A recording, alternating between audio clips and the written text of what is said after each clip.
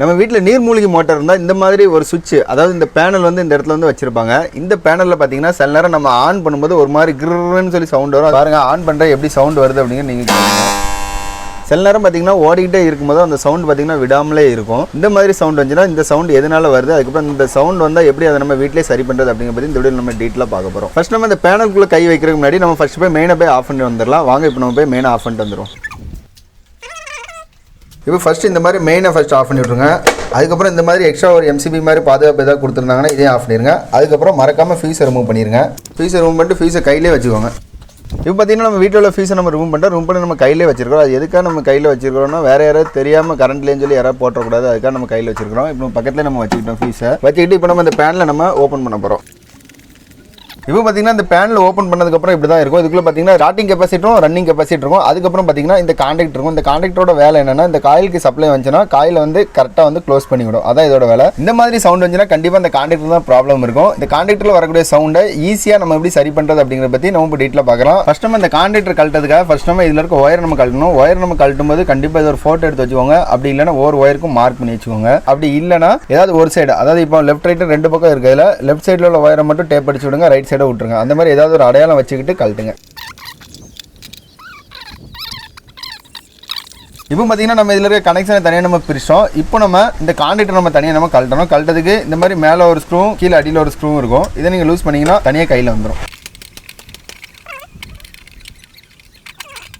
இப்போ பார்த்தீங்கன்னா நம்ம மேலே இருந்த கான்டாக்டர் நம்ம தனியாக நம்ம பிரிச்சோம். இப்போ நம்ம இந்த கான்டாக்டரை நம்ம கழட்டணும். இது எப்படி கழட்டுறதுன்னு கேட்டிங்கன்னா இந்த மாதிரி பேக் சைடில் ஒரு 4 ஸ்க்ரூ இருக்கும். இந்த 4 ஸ்க்ரூ நீங்கள் லூஸ் பண்ணிங்கன்னா கழட்டுறோம்.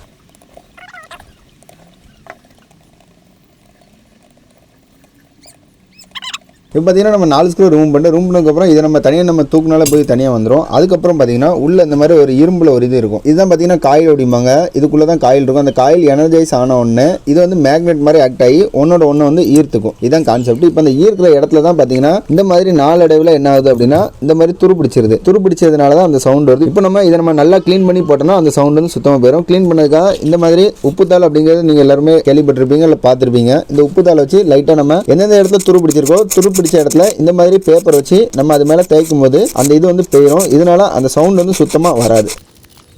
இப்போ பார்த்தீங்கன்னா தெரியும் அதில் இருக்க துரு எல்லாமே நம்ம அந்த பேப்பர் வச்சு தேய்ச்சி நம்ம ரிமூவ் பண்ணியாச்சு. இப்போ அடுத்ததா இந்த சைட்லேயுமே துரு பிடிச்சிருக்குது. இந்த துரு பிடிச்சதும் லைட்டாக நம்ம ரிமூவ் பண்ணுறதுக்கு என்ன பண்ணோம், ஃபர்ஸ்ட் நம்ம இந்த ஸ்ப்ரிங்கை நம்ம ரிமூவ் பண்ணிக்கணும். 2 ஸ்ப்ரிங்கையும் ரிமூவ் பண்ணிட்டு மேலேருந்து நீங்கள் இப்படி ஓரமாக வச்சு லைட்டாக நீங்கள் க்ளீன் பண்ணிங்கன்னா அதில் இருக்க துருவும் போயிடும்.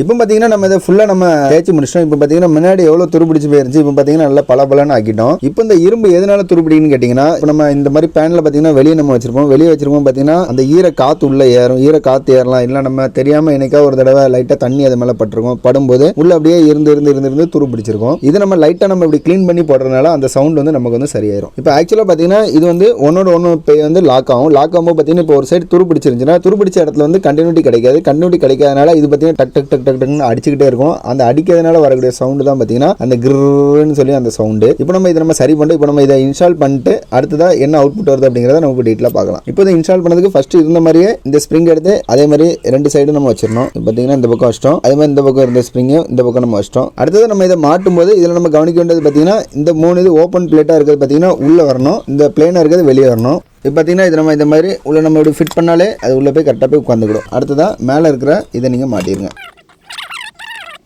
இப்போ பார்த்தீங்கன்னா நம்ம இதை பழைய இருந்த மாதிரி நம்ம இப்போ ரெடி பண்ணிட்டோம். இப்போ நம்ம இதை நம்ம அந்த பேனலில் மாட்டி சவுண்ட் வருது அப்படிங்கிற நம்ம செக் பண்ண போகிறோம். கண்டிப்பாக சவுண்ட் வராது. இப்போ பார்த்தீங்கன்னா நம்ம எல்லாம் ரெடி பண்ணிட்டோம். இப்போ நம்ம இதை நம்ம இந்த பேனலில், அதாவது மேலே ஒரு ஸ்க்ரூ கீழே ஒரு ஸ்க்ரூ ஆல்ரெடி இருந்துச்சு, அதே போல் நம்ம இதை வந்து மாட்டணும்.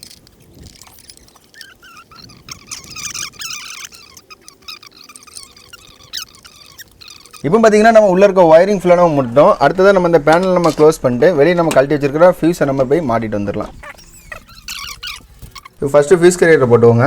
அடுத்ததான் மெயினை ஆன் பண்ணிக்கலாம். இப்போ நான் போடுறேன், அது எப்படி சவுண்டு கேட்குது அப்படிங்கிறது நீங்களே பாருங்கள்.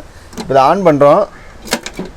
இந்த மாதிரி பயமுறுத்துகிற சவுண்ட் வந்துச்சுன்னா நீங்கள் பயப்படாமலே வீட்டிலே நீங்கள் சரி பண்ணிக்கலாம். மேலும் இதுபோல் பயனுள்ள தகவல்களை பெற விரும்பினால் நமது தமிழ் ஜெயிலர் ஃபேஸ்புக் பக்கம் அல்லது தமிழ் ஜெயிலர் யூடியூப் சேனலுடன் இணைந்திருங்கள். நன்றி, வணக்கம்.